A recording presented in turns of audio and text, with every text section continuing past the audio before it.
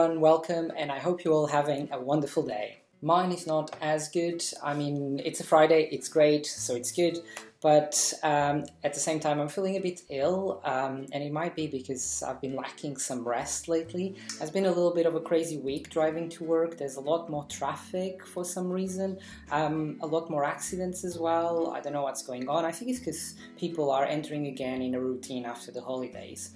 But yeah, that has made my journeys to work 2 hours more or less each way, and I think that's really having an effect on me this week.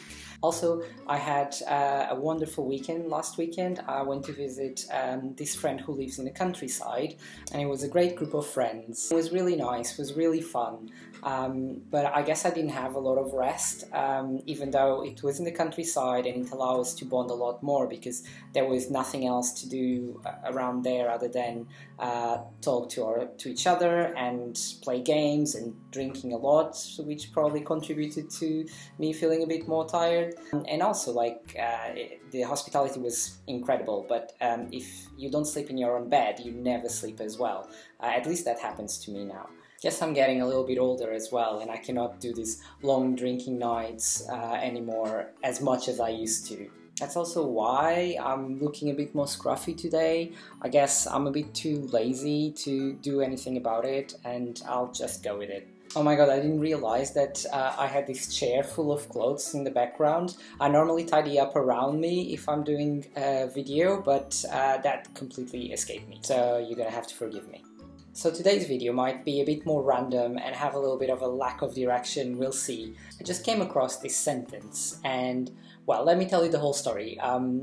It's sort of a time of the year to catch up with TV shows for me, because a lot of the TV shows that I like to watch are now on holidays or are in between seasons, something like that. So I started to see the things that I hadn't finished seeing, one of them being Pretty Little Liars, which is a great show. I'm not sure about the ending, but let's not go there. And at some point, one of the characters of the TV shows said this quote that I really liked. And I had to Google and find out the origin of it, and turns out it's from Milne from Winnie the Pooh, which is a story that I'm very fond of. And the sentence goes like this: "How lucky am I to have something that makes saying goodbye so hard." And it sounds quite simple and sweet, but at the same time I think it's a very powerful truth. And for me it makes me think of my family and friends who live abroad, and every time I visit them, how difficult it is for me to come back, and difficult for them as well for seeing me going. But at the same time, the message is not to be taken, I think, with sadness or anything like that, but it is a very positive message.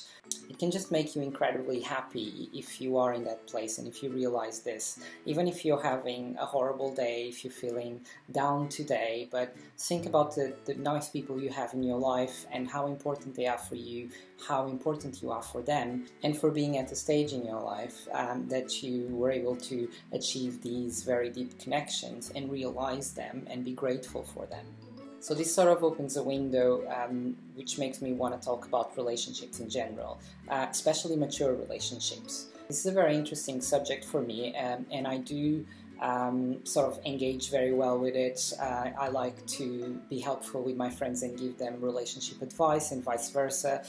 It's a topic that I quite like to discuss. And keeping on this subject, I got a text last weekend from my ex, who's also a very good friend of mine, saying that this friend who was in a very long relationship and he was about to get married, found out that his fiancée had actually been in a parallel relationship for 2 years. And this is very shocking, and I just want to say that in no way I want to make a story too much about this, so I won't go into any further details because this is a friend of a friend and I don't want to take advantage of their life to make a video.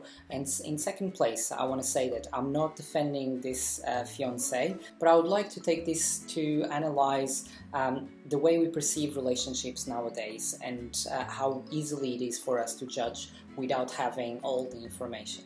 So when someone cheats, we tend to immediately point the finger and say, "You're a horrible person, how could you deceive your boyfriend or girlfriend, fiancé or whatever." And while these accusations are not completely wrong, because obviously cheating is wrong, mistakes do happen in relationships. And in no way, again, I'm defending cheating. What I'm saying is I see people giving up too easily nowadays. And it's not even about chicken. It's not even about cheating itself. It's about having a challenge in a relationship, not even trying to analyze and understand that challenge and talk things through with the person, and jumping straight to the judgment phase, or concluding straight away, this person is not good for me, therefore I'm going to leave them. And my point is that we need to try and understand why this happened. And if is it forgivable? Does the person, regardless of their mistake, do I think that they do love me, and in which case I can forgive them? Or is it a mistake that is so big that means that they could not possibly love me? And I guess in this story that I was telling is the case, because the woman dated in parallel another person for 2 years, and this is a very long time. There's a lot of cheating involved when you dedicate yourself emotionally to two people that don't know about each other.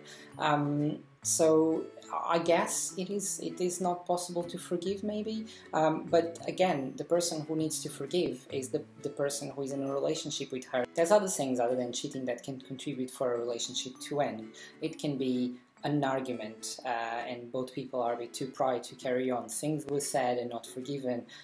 It can be distance, for example. Nowadays, people have to move for their job so much that this can happen. Can be other incompatibilities that people cannot learn to live with.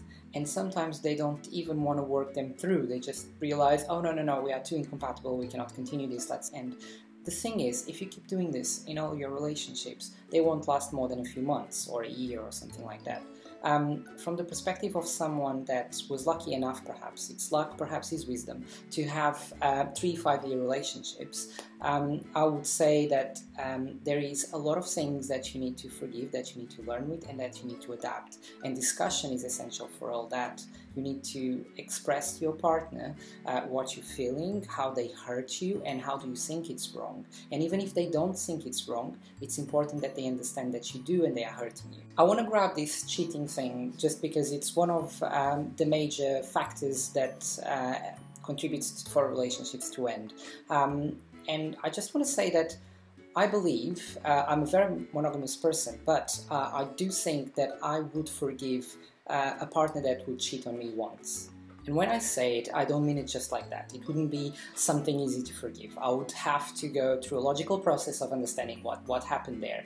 Was it something that they didn't think about, they were sort of drunk, or they were depressed? I was not giving them what they needed, and they reached such an emotional state that they didn't think it through and ended up doing it. Was it in the heat of the moment? All that would count for my decision to understand it as a one-time mistake.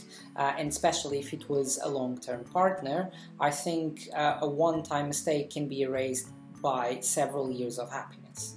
And I picked this because it was more controversial, and maybe not a lot of people will agree with me. Again, people have to do what makes them happy and what works for their relationships. But there's other examples. It can be that one person moves away for their job. They need to do a year abroad, and the relationship doesn't survive because the distance is too big and it's difficult. It's very difficult. I think relationships are complex and they are difficult as it is. If something like this happens, then it makes it sometimes almost unbearable, and I understand. But my view is that to make it work, you need to compromise, and that's what a lot of people don't do nowadays. And I think we see it more in our parents' generation and in our grandparents' generation. And perhaps that was maybe for the wrong reason in a way, because they were taught that marriage was forever. And obviously this concept is wrong and made a lot of couples unhappy as well. But at the same time, people wouldn't give up just so easily. I think we went from one extreme to the other. You had people in our parents' generation who hate each other and still spend a lifetime together, which shouldn't have happened. They should have split up and found someone that they would be happy with. But the other extreme is our generation, where a small obstacle is found and immediately there is a breakup.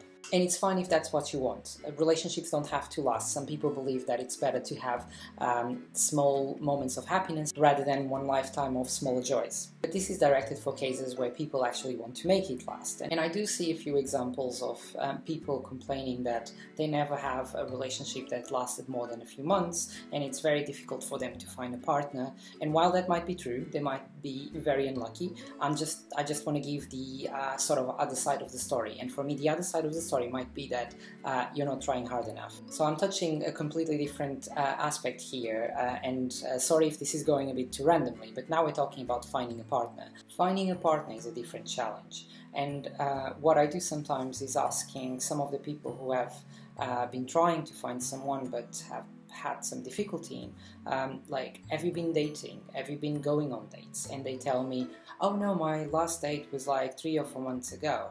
This might be a bit reductive, but finding a partner, it's almost like finding a job. You need to go on enough interviews to be selected for one. If you just go on 1 or 2, chances are they're not going to pick you because there's a lot of competition out there. Some people keep thinking that their life is going to be like a fairy tale, and while there is a romantic aspect in that, and I do see it, if you think that something is in store for you somewhere and it's going to come eventually, I doubt it will without you making the effort. You might be lucky and probability might be in your favor, but for those of you who are not blessed to winning the lottery, you do need to make the effort. You need to go on as many dates as possible, kiss a lot of frogs before you find that Prince Charming. And believe me, you will. You just need to meet enough people. Eventually there will be one that you will like. And this is where I will agree that there is someone out there for you. Yes, there is, but you need to work to find that person. Finally, I want to say that I don't want to pretend that I know everything about relationships, because I don't. I am learning as you are learning. I am only talking about my experiences and the way I think the world works like. If you disagree with everything that I said, that is fine, and I am ready to listen to your opinion. Comment below if you want to. Phew, this video became very philosophical. I don't know if that was my initial intention. I would just like to end the video with that positive message from Winnie the Pooh and state that despite relationship problems and issues, how blessed we are to have people that love us and who we love so much in return. Thank you guys so much for watching, and have a lovely weekend. Bye bye!